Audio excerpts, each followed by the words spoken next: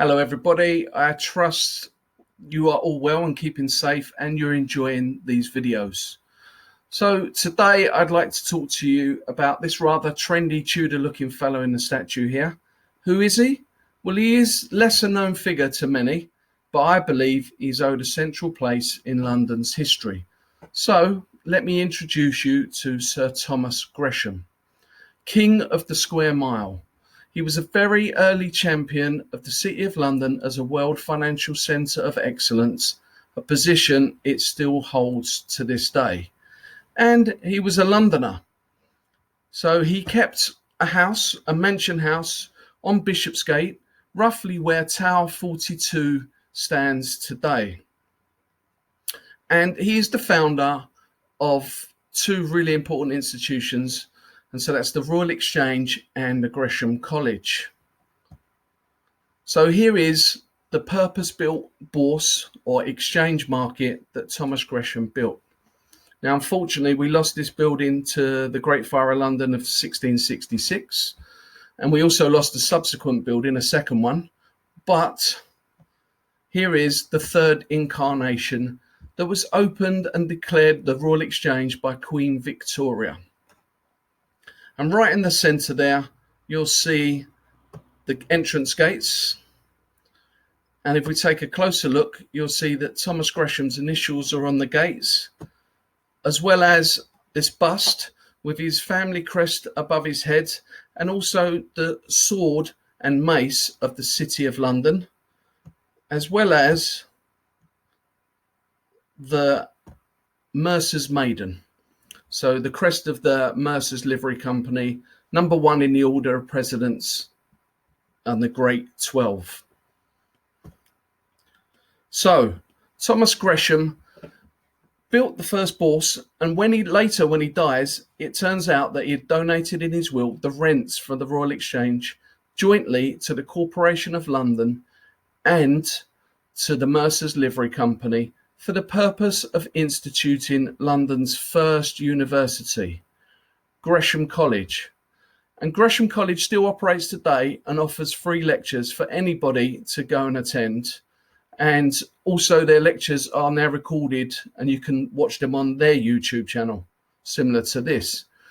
Now we're looking at a full-length portrait of Thomas Gresham, which I must say during that period is extremely unusual. This is usually reserved for kings and monarchs and princes. So it's a sign of how wealthy Thomas Gresham became. I mean, comparatively as wealthy as somebody as like Bill Gates or Richard Branson is today. And you can see he's wearing the fine materials that he would have dealt with, like the silk stockings and the velvet cap. And this painting hangs in the Mercer's Company Livery Hall. It's mooted that it was a Hans Holbein, but certainly it is from the Flemish School of Art. And here you'll see the coat of arms that are displayed on the front of Gresham College. So in the centre, you've got the Gresham family crest with the grasshopper above. To the left, the City of London and its red cross of St. George and short red sword of St. Paul, the patron saint of the city. And on the right, the Mercer's Maiden. Here you'll see it at the front entrance to Barnard's Inn, and the college was founded in 1597. So here is Thomas Gresham. He was born in London, quite near to Gresham Street, which bears his name, and he became, like his father, a member of the Mercer's Company, but unlike his father, did not go on to be Lord Mayor.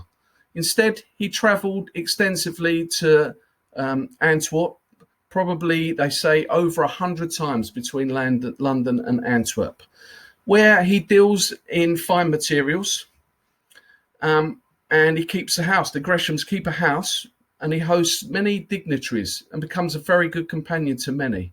And so he comes to the attention of one Thomas Cromwell, who employs him for the Tudor monarchs.